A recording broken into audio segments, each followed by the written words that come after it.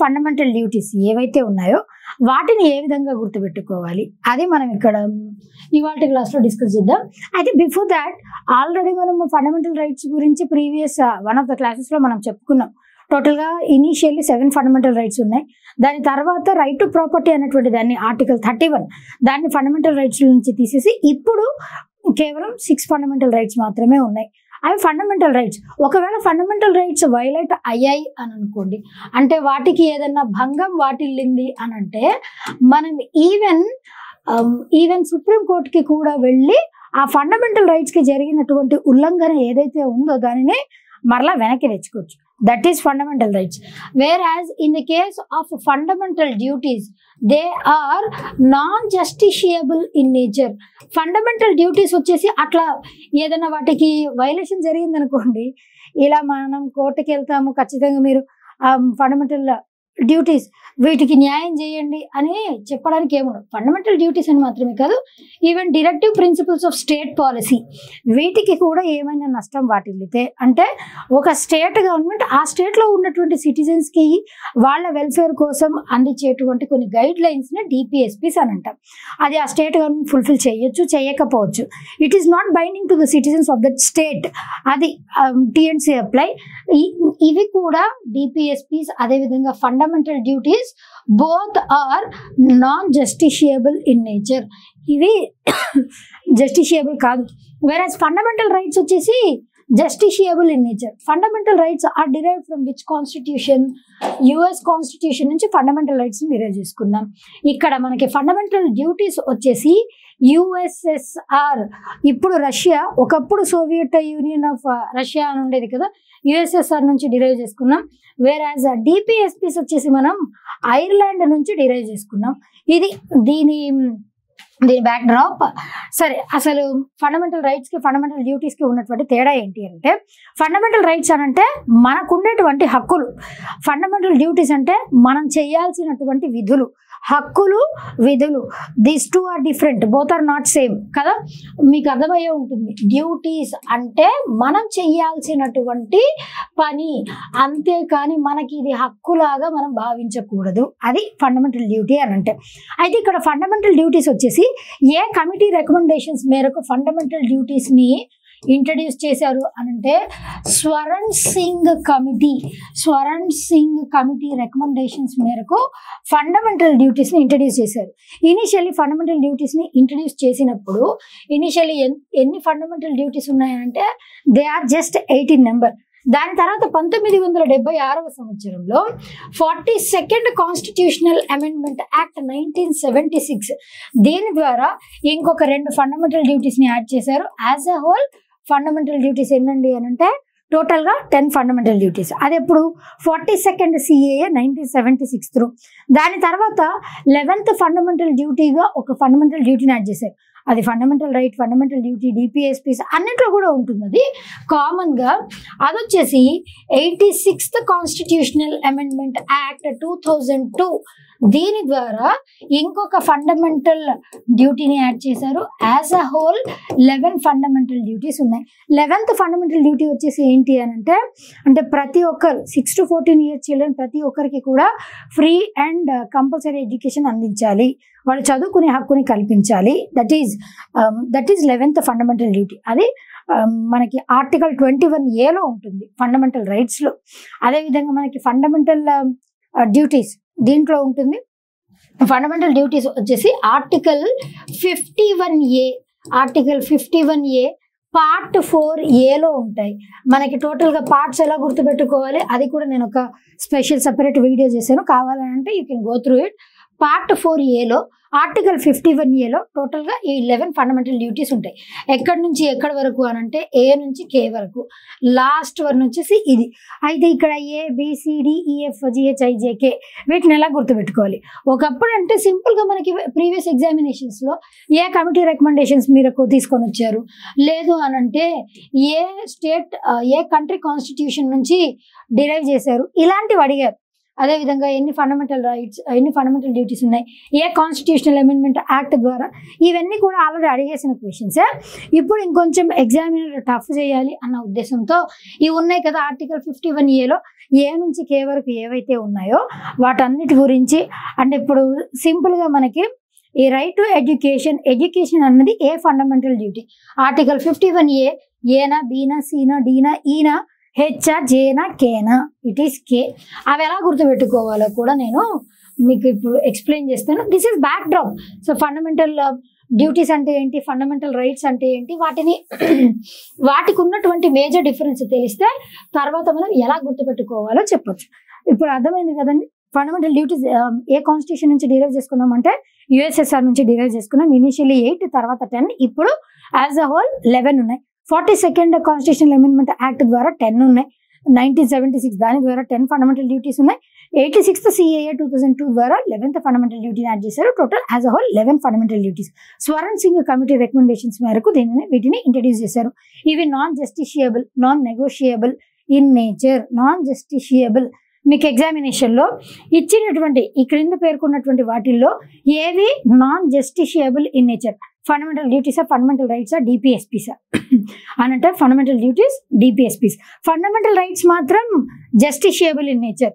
వాటిని even supreme కోర్టుకి వెళ్ళి కూడా ఏదైనా ఉల్లంఘన జరిగితే మన రైట్, మనకున్నటువంటి 6 ఫండమెంటల్ రైట్స్లో ఏ రైట్కి వైలేషన్ జరిగినా మనం వెనక్కి తెచ్చుకోవచ్చు. That is the power of those things, right. ఇక్కడ మనం 11 ఫండమెంటల్ డ్యూటీస్ ఎలా గుర్తుపెట్టుకోవాలి.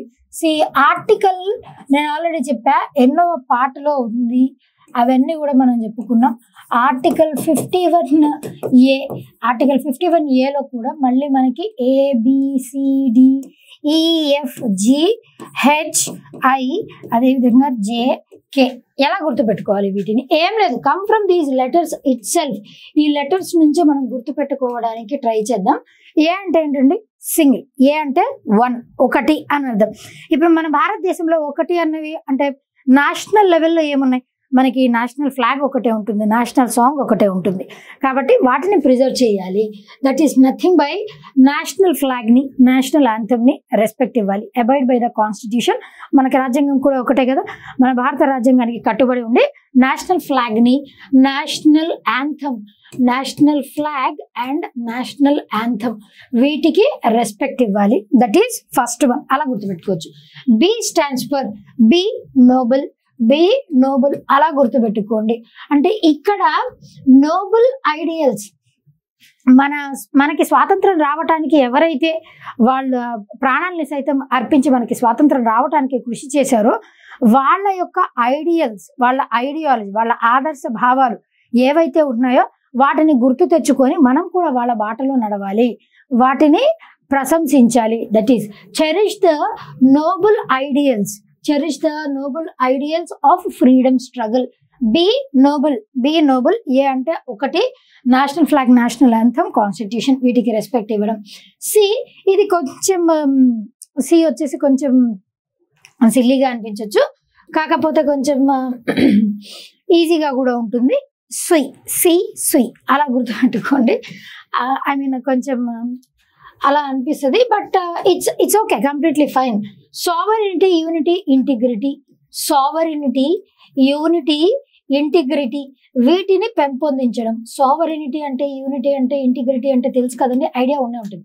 సావరెనిటీ అంటే ఏంటి, వేరే దేశం వచ్చి మన దేశం మీద ఎలాంటి అధికారం, మన ఇంటర్నల్ ఇష్యూస్లో ఎటువంటి జోక్యం చేసుకోకూడదు. That is sovereignty. యూనిటీ అంటే ఇక్కడ మన భారతదేశంలో ఎన్ని విషయాల్లో డైవర్స్ ఉన్నా, అంటే ఫుడ్లో అయినా, ట్రెడిషన్స్లో అయినా, కల్చర్లో అయినా, లాంగ్వేజెస్లో అయినా, పీపుల్, రేస్, రిలీజియన్, కాస్ట్ ఇలాంటివి ఎన్ని ఉన్నా కూడా అందరం కలిసి ఉండాలి. That is unity. ఇంటిగ్రిటీ అంటే ఏంటి, ఇప్పుడు సే ఫర్ ఎగ్జాంపుల్ నేనే ఉన్నా, మా బాస్ చూస్తున్నప్పుడు నేను వర్క్ చేస్తున్నట్టు ఊరికే యాక్టింగ్ చేసి, మా బాస్ లేనప్పుడు నాకు నచ్చినట్టు ఏదో మూవీ చూసుకోవడం, లేదంటే రీల్స్ చూసుకోవడం ఇలా చేశాను అనుకోండి, అక్కడ దెబ్బతినేది నా ఇంటిగ్రిటీ. అలా ఉండకూడదు. వాళ్ళు ఉన్నా లేకపోయినా నీ డ్యూటీ ఏంటి, నీ కర్తవ్యం ఏంటో అది నిర్వర్తించాలి. ఒకళ్ళు మనల్ని వాచ్ చేస్తున్నారు అని చెప్పేసి ఒకలాగా ఉండడం, వాచ్ చేయనప్పుడు ఇంకొకలాగా ఉండడం అది కాదు. అలా ఎవరు చూసినా ఎవరు వాచ్ చేసినా చెయ్యకపోయినా మనం ఒకటేలా ఉంటే అది ఇంటిగ్రిటీ. సావరెనిటీ, యూనిటీ, ఇంటిగ్రిటీ దానిని కాపాడుకోవడం. C uphold sovereignty, unity and integrity of India. ఇక్కడ సి సుయ్ అలా గుర్తుపెట్టుకోండి. Right. Defend the country and render the service whenever necessary. Defend అంటే మనకు ఆ టర్మ్ కీవర్డ్ కనిపిస్తే చాలు, అది గుర్తుంటే చాలు. Defend and render the service. దేశానికి మనం ఎప్పుడైతే అవసరమో అలాంటప్పుడు మనకి తోచినంత సహాయం మనం చేయాలి. అప్పట్లో COVID-19 వచ్చింది, 2019, 22 and 20 ఆ టైం పీరియడ్, 2020 అనుకుంటా, 2021. అప్పుడు COVID-19 వచ్చినప్పుడు PM కేర్స్ ఫండ్ అని చెప్పేసి మన మోడీ గారు స్పెషల్గా ఒక చారిటబుల్ ఫండ్ని ఆయన క్రియేట్ చేసి మన వంతు సహాయం మనం చేసాం. అట్లా దేశానికి ఎప్పుడు మనం అవసరమైన, అది చారిటీ విషయంలోనే కాదు, లేదా ఇంటర్నల్ అగ్రెషన్స్ ఏమన్నా జరిగినా అలాంటప్పుడు కూడా మన సహాయాన్ని అందించాలి. దట్ ఈస్ మన దేశాన్ని మనం కాపాడుకుంటూనే మన దేశానికి ఎప్పుడైతే మనం అవసరం అవుతామో అప్పుడు సహాయంగా ఉండాలి. Defend and render the service whenever necessary. E stands for, ఈ అంటే ఇక్కడ వచ్చేసి ఏంటంటే జనరల్గా మనం ఈక్వాలిటీ అని మాట్లాడుతూ ఉంటాం కదా, ఇక్కడ కొంచెం ఎగ్జాక్ట్గా ఈక్వాలిటీ అని చెప్పకూడదు, కాకపోతే అదే బాటలో వచ్చేట్టుగా బ్రదర్హుడ్ ని ప్రమోట్ చేయటం. ప్రమోట్ బ్రదర్హుడ్, దట్ ఈజ్ ఈ వచ్చేసి promote harmony and brotherhood. Harmony one or the other way similar to equality, అంటే సామరస్యంగా అందరూ కలిసికట్టుగా ఉండడం. దట్ ఈజ్ బ్రదర్హుడ్ ని ప్రమోట్ చేయటం. కొంచెం అదొక్కటి కొంచెం గుర్తుపెట్టుకోవడానికి ట్రై చేయండి. ఎఫ్ స్టాండ్స్ ఫర్ వాట్ అని అంటే ఫారెన్ అని గుర్తుపెట్టుకోవచ్చు. ఇక్కడ ఫారెన్ అన్నది ఏంటి అని అంటే, ఇప్పుడు మన భారతదేశం ఉంది, మన భారతదేశంలో ఆల్రెడీ రకరకాల డైవర్స్ థింగ్స్ ఉన్నాయి. అవి అన్నీ పక్కన పెడితే ఒకవేళ ఇప్పుడు వెస్ట్రన్ అని, ఈస్టర్న్ కల్చర్ అని రకరకాల కల్చర్స్, వేరే దేశాల కల్చర్స్ కూడా మన భారతదేశం మీద, మన భారతదేశం మీద ఎఫెక్ట్ చూపించినా కూడా మన కల్చర్ని మనం ప్రమోట్ చేసుకోవాలి. ఫారిన్ ఇన్ఫ్లుయెన్స్ ఉన్నప్పటికీ కూడా మన కల్చర్ని మనం కాపాడుకోగలగాలి. That is F. ఎఫ్ వచ్చేసి ఏంటి అని అంటే preserve rich heritage and composite culture. అంటే ఫారిన్ ఇన్ఫ్లుయెన్స్ ఉన్నప్పటికీ కూడా మన హెరిటేజ్ని, కల్చర్ని మనం కాపాడుకోగలగడం. ఫారిన్ కల్చర్ ఉన్నా, వాళ్ళ ఇన్ఫ్లుయెన్స్ ఉన్నా కూడా మన హెరిటేజ్ని, మన కల్చర్ని మనం కాపాడుకోవడం. That is F. G stands for what అండి? గ్రీన్. జీ ఫర్ గ్రీన్ అంటే చుట్టుపక్కల ఉన్నటువంటి సరౌండింగ్స్, ఎన్వైర్న్మెంట్ని కూడా మనం కాపాడాలి. అంటే ఇది వరకు చెట్లని, అడవుల్ని నరికేయడం అంతవరకే చూసాం. ఇప్పుడు అడవులు కాదు, మన ఇంటి ముందు ఏదైనా పెద్ద వృక్షం మనకి అడ్డొచ్చినా, ఏదో చిన్న వాటికి ఏదో కన్స్ట్రక్షన్కి అడ్డొచ్చినా ఇమ్మీడియట్గా వాటిని నరికేయడం, అలాంటివి చేయకుండా మన చుట్టుపక్కల ఉన్నటువంటి ఎన్వైర్న్మెంట్ని పరిరక్షించుకోవడం, గ్రీనరీని పెంపొందించడం. That is protect and improve natural environment. G green అట్లా గుర్తుపెట్టుకోవచ్చు. అండ్ దాని తర్వాత హెచ్ వచ్చేసి ఏంటి అని అంటే దట్ ఈస్ నథింగ్ బట్ మనం హైగా ఆలోచించి హయ్యర్ పొజిషన్లో ఉండాలి అని అంటే H stands for high. Higher పొజిషన్లో ఉండాలి అంటే ఇప్పుడు హయ్యర్ పొజిషన్లో మనం ఎప్పుడు ఉంటాం? హయ్యర్ పొజిషన్లో ఉండాలి అని అంటే మనం సైంటిఫికల్లీ ఇంప్రూవ్ అవ్వాలి.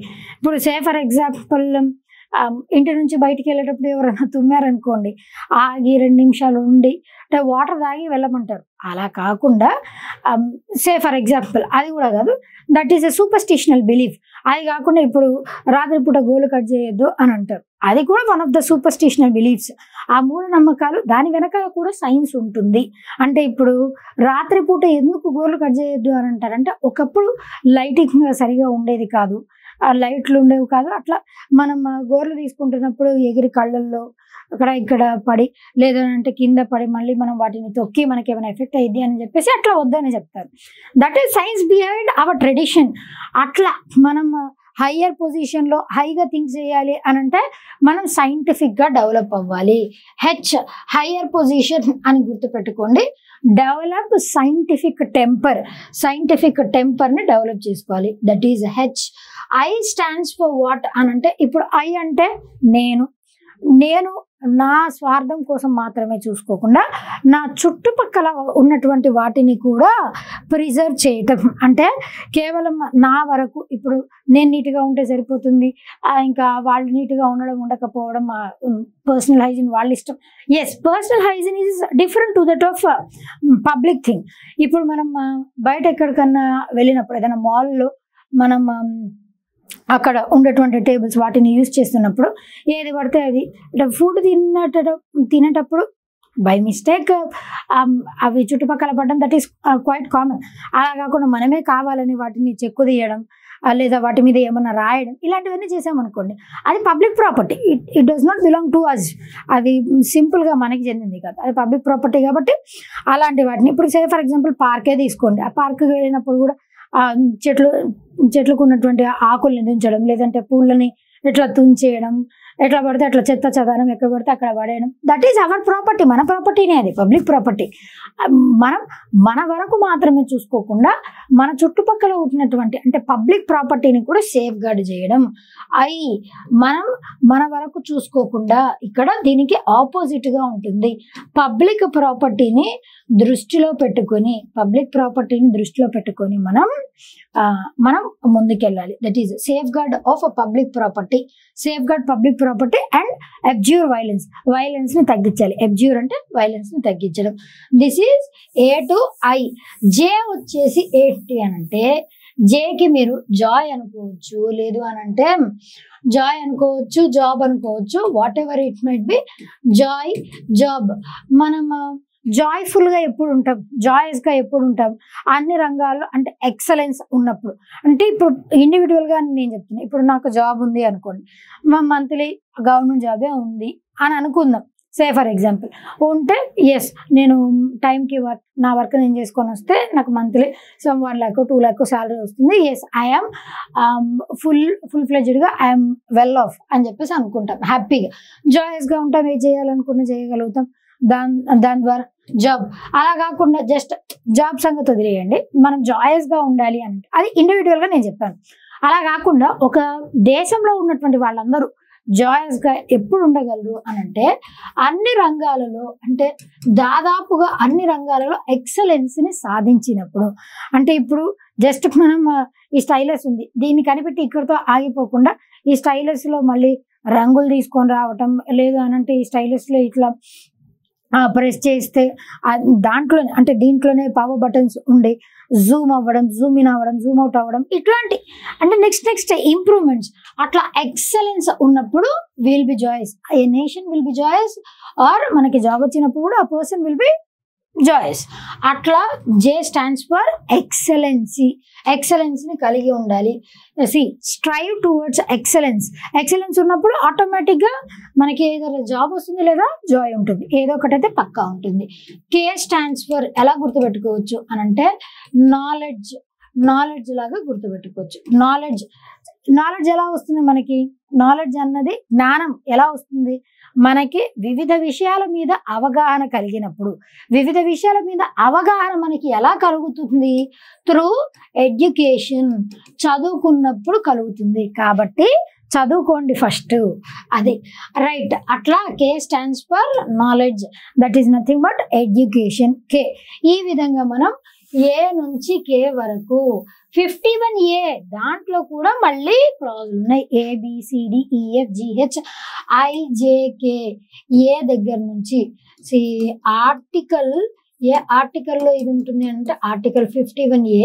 మళ్ళీ ఆర్టికల్ 51Aలో కూడా ఏ ఉంటుంది, BCDEFGHIJ